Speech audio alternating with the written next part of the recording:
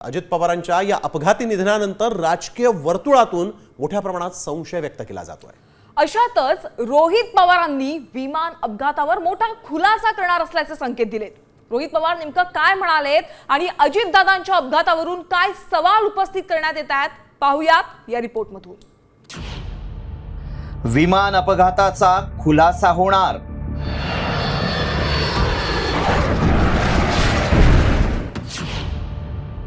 अजितदादांचा घात की अपघात?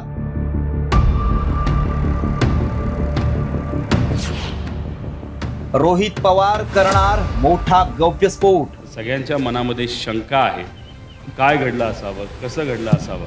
उपमुख्यमंत्री अजित पवार यांच्या विमान अपघाताला आता 10 दिवस उलटून गेलेत, मात्र अपघाताप्रकरणी कुठलीच ठोस माहिती हाती आलेली नाही। अशातच राजकीय नेत्यांकडून दादांच्या विमान अपघातावर संशय व्यक्त केला जातोय। त्यामुळे आता खुद्द पवार कुटुंबातील रोहित पवारच मौन सोडत अजितदादांच्या अपघाताबाबत सवाल उपस्थित करणार आहेत।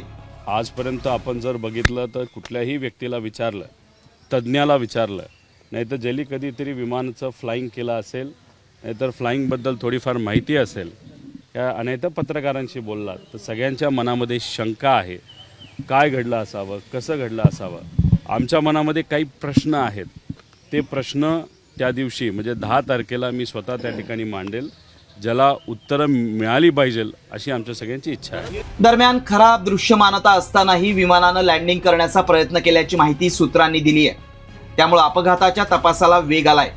ही चौकशी कोणत्या मुद्द्यावर केली जाणार आहे पाहूया। खराब दृश्यमानतेत लँडिंगचा प्रयत्न का करण्यात आला? कमांड सिस्टम मधल्या त्रुटी, धावपट्टीवरील स्थितीबाबत सविस्तर तांत्रिक तपास करण्यात येईल। वैमानिकाला लँडिंगसाठी देण्यात आलेल्या कमांडचीही तपासणी होईल।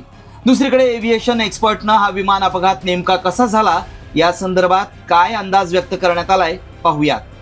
खरा बारामती एअरपोर्ट तुम्हाला दिसतोय, जसा खरा एअरपोर्ट आहे त्याचंच आम्ही ते चित्रीकरण केलंय। आणि जे विमान पायलट उडवतोय ते सुद्धा ऍक्च्युअल विमाने जे खरं तेच विमाने जे क्रॅशमध्ये उडवलं जात होतं, त्याला थोडा धुरकट दिसतोय, त्याच्यातले मार्किंग नीट दिसत नसल्यामुळे तो त्या रनवेवर उतरला नाही आणि ते क्रू त्या रनवेच्या वरनं पुन्हा हवेत गेले। पायलट आता पुन्हा उलटा फिरून पुन्हा रनवेला पॅरलल जाऊन पुन्हा उतरण्याचा प्रयत्न करणार आहे।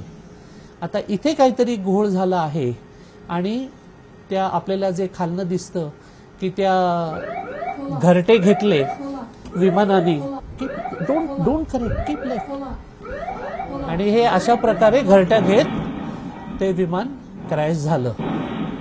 आता हा अपघात तांत्रिक चुकीमुळे घडला की यामागे काही वेगळं कारण होतं, हे लवकरात लवकर समोर यायला हवं।